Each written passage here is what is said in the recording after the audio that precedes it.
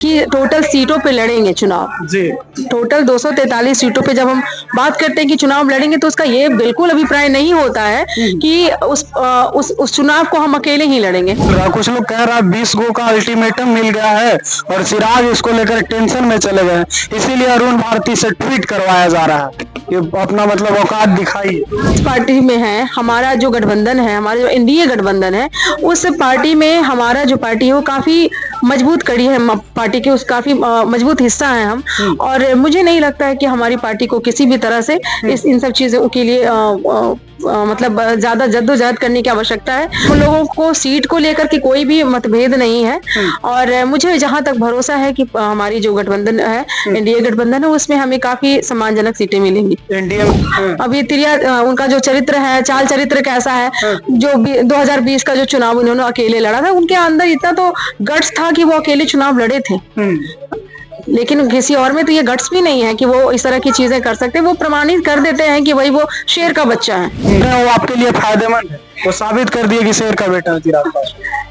कह सकते हैं बिल्कुल। दूसरी देखिए, अभी मैं पूरी बात खत्म नहीं की थी। उन्होंने अपने एक कार्यक्रम के दौरान उन्होंने ये भी कहा था कि हम भी 243 सीट पे लड़ेंगे। और जैसे ही एयरपोर्ट पे उनसे सवाल पूछा गया इसकी आपने ऐसा क्यों कहा, तो उन्होंने बोला कि कार्यकर्ताओं का मनोबल बढ़ाने के लिए हम ऐसा बोलते हैं। तो भाई ज्ञान की कमी किसको है, ये तो उनको उनसे जाके ये सवाल पूछिए। देखिए, चिराग के जीजा और जमुई से सांसद अरुण भारती ने जब से बयान दिया, कह लीजिए उन्होंने सोशल मीडिया पर एक ट्वीट लिखा कि बिहार में हमारी एक पार्टी है जो अकेले चुनाव लड़ने का मादा रखती है, तब से इस तरह की चर्चाएं चल रही है कि क्या चिराग का मन बदल रहा है। इन्हीं सब चीजों को लेकर बात करेंगे और बात करने के लिए हमारे साथ एलजेपी-आर की प्रवक्ता सोनम पासवान। क्या कहेंगे मैम, चिराग प्रेशर पॉलिटिक्स कर रहे हैं क्या? सीटों पर बात बन नहीं रही है क्या एनडीए से? देखिए, आपने जो सवाल पूछा उसका मैं ये दोबारा आंसर कर रही हूँ। एक्चुअली अभी जस्ट ये सवाल पूछा गया था मुझसे। अगर हम लोग बात करते हैं कि टोटल सीटों पे लड़ेंगे चुनाव टोटल 243 सीटों पे जब हम बात करते हैं कि चुनाव लड़ेंगे तो उसका ये बिल्कुल अभिप्राय नहीं होता है कि उस चुनाव को हम अकेले ही लड़ेंगे। हम लोग सभी गठबंधन के जितने भी सहयोगी साथी हैं, वो सारे साथी मिलकर के जितने भी हमारे उम्मीदवार होंगे, वो सभी उम्मीदवार जहां भी उनको सीटें मिलेगी वहां हमारी पार्टी के कार्यकर्ता उनको जिताने के लिए अपना भरसक प्रयास करेगी और उनको विजयी बना करके ही लेके आएगी। कितना सीट मिल रहा है? कुछ लोग कह रहा है 20 गो का अल्टीमेटम मिल गया है और चिराग इसको लेकर टेंशन में चले गए, इसीलिए अरुण भारती से ट्वीट करवाया जा रहा है कि अपना मतलब औकात दिखाइए। नहीं, मैं बताती हूँ। रहा सवाल 20 सीटों का, तो मैं एक बात बताना चाहूंगी कि हमने पिछले लोकसभा चुनाव में अपना 100% स्ट्राइक रेट पे अपना विजय हासिल किया था। और सरकार में हमारी जो सांसद महोदय हैं वो बहुत अच्छा बेहतर कार्य कर रहे हैं। ठीक है, तो ये हमारा पक्ष है। दूसरी बात ये कि हम जिस पार्टी में हैं, हमारा जो गठबंधन है, हमारा जो एनडीए गठबंधन है, उस पार्टी में हमारा जो पार्टी है वो काफी मजबूत कड़ी है, पार्टी के उस काफी मजबूत हिस्सा है हम। और मुझे नहीं लगता है कि हमारी पार्टी को किसी भी तरह से इन सब चीजों के लिए मतलब ज्यादा जद्दोजहद करने की आवश्यकता है। हम लोग काफी सम्मानजनक सीटें हमें मिलेंगी और इसकी हमें उम्मीद है। लेकिन कहा तो जा रहा है मैम कि चिराग नाराज हैं और यही कारण है कि पिछली बार जो केंद्रीय राज्य मंत्री नित्यानंद राय के आवास पर भोज का आयोजन था उसमें भी नहीं पहुंचे। देखिए, किस कारण से नहीं जा पाए ये तो मुझे जानकारी नहीं है। बहुत सारी विषय हो सकती है जिसकी वजह से वो नहीं जा सकते। हो सकता है उस दौरान उनका कुछ अन्य जरूरी कार्य रहा होगा जिस कारण बस वो नहीं जा पाए होंगे। बाकी हम लोगों को सीट को लेकर के कोई भी मतभेद नहीं है और मुझे जहां तक भरोसा है कि हमारी जो गठबंधन है, एनडीए गठबंधन है, उसमें हमें काफी सम्मानजनक सीटें मिलेंगी। एनडीए में सब कुछ ठीक? बिल्कुल, ऑल इज वेल। तो फिर केंद्रीय मंत्री जीतन राम मांझी क्यों कह रहे हैं, चाल चरित्र पर चिराग के सवाल खड़े कर रहे हैं? 20 की बात दोहराई जा रही है, हाल ही का बयान है।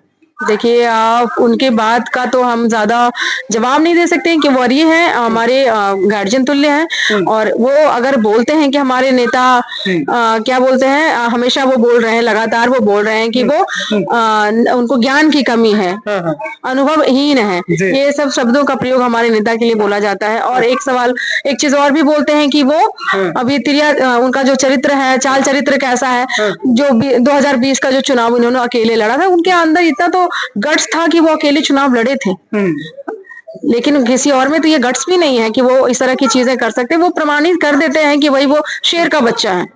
हम जहां तक ये मानते हैं कि वो हमारे नेता इस तरह से चीजों को नहीं करते कि मतलब वो जो कहते हैं उससे पॉजिटिव अर्थ ही निकलता है, ये आप कह रही हैं?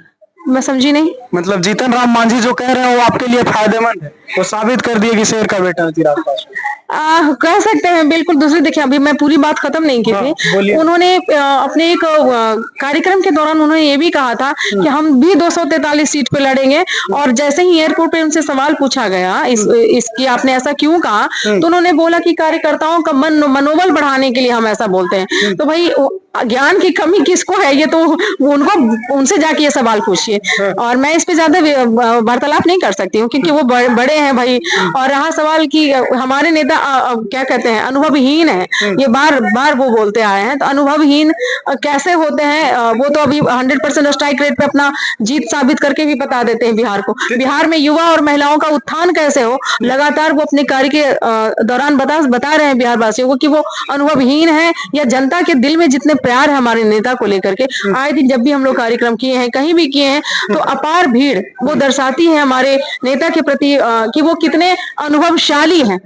तो ये बिहार की जनता को बखूबी पता है कि कौन अनुभवहीन है और कौन अनुभवशाली। तेजस्वी यादव भी इन दिनों खूब चुटकी ले रहे हैं चिराग को लेकर, सीरियस जवाब नहीं दे रहे हैं, सिर्फ कहते हैं कि हम बस यही चाहेंगे चिराग शादी कर ले। उस पर भी कुछ कहिएगा? अब देखिए, ये तो किसी का व्यक्तिगत विषय होता है। आप ही को शादी करना होगा तो आपसे। तेजस्वी सीरियस जवाब नहीं देते हैं, वो बोलते हैं कि चिराग को शादी बस जल्दी कर लेना चाहिए। क्या लगता है तेजस्वी यादव हमेशा इस तरह के बयान क्यों दे रहे हैं? अब दे रहे हैं तो उनका भाई, उनके भाई हैं तो उनको चिंता होती होगी कि भाई मेरा भाई भी, हम जैसे शादीशुदा हो चुके हमारे बच्चे हैं तो उनका भी परिवार बसे। तो हम एक महिला हैं, हम भी एक पार्टी की कार्यकर्ता है, तो हम भी चाहेंगे कि हमारे नेता की जल्दी घर बसे, जैसे हम मतलब हमारे नेता भी के घर में भी बच्चे आए। इस तरह की तो हर किसी की लालसा होगी ना। जी मैम, कांग्रेस पार्टी की तरफ से एक पोस्ट आया है जिसको लेकर आज आप लोगों ने प्रेस वार्ता भी की, तो क्या कहेंगे उसके बारे में? जिस तरह से लिखा गया, पीएम की मां को लेकर एक AI जनरेटेड वीडियो शेयर किया गया, क्या कहेंगे उस पर?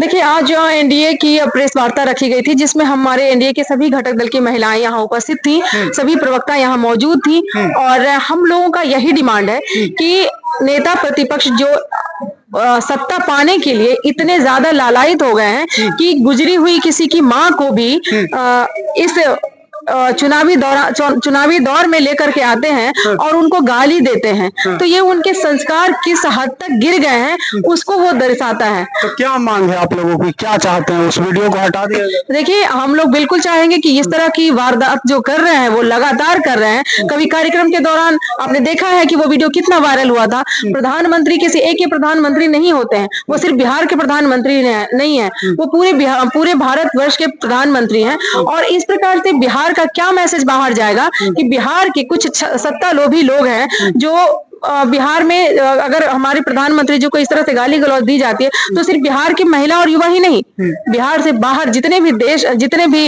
राज्य हैं, जितने भी देश हैं, जहां तक ये वीडियो जाता होगा या जा रहा है, वो सब लोग इन लोगों को नहीं बख्शेंगे। और कांग्रेस और जो हमारे तेजस्वी यादव जी हैं और हमारे जो राहुल गांधी जी हैं, उन दोनों की मिली भगत की वजह से अब तो दोबारा यहाँ की पब्लिक देख रही है कि किस प्रकार से वो लोग पागल हो चुके हैं। उनको पहले ही से आशंका है कि हम तो चुनाव जीतेंगे, खत्म हो जाएंगे, बिल्कुल उनको दोबारा मौका भी नहीं मिलेगा। चलिए ठीक। चलिए, तो आपने सुना हमारे साथ एलजेपीआर की प्रदेश प्रवक्ता सोनम पासवान बातचीत कर रही थी। तमाम सवालों का इन्होंने बेबाकी से जवाब दिया और क्या कुछ इन्होंने कहा है वो आप सुन रहे थे। अपनी प्रतिक्रिया भी आप साझा कीजिएगा। फिलहाल के लिए इस वीडियो में इतना ही। बहुत बहुत धन्यवाद।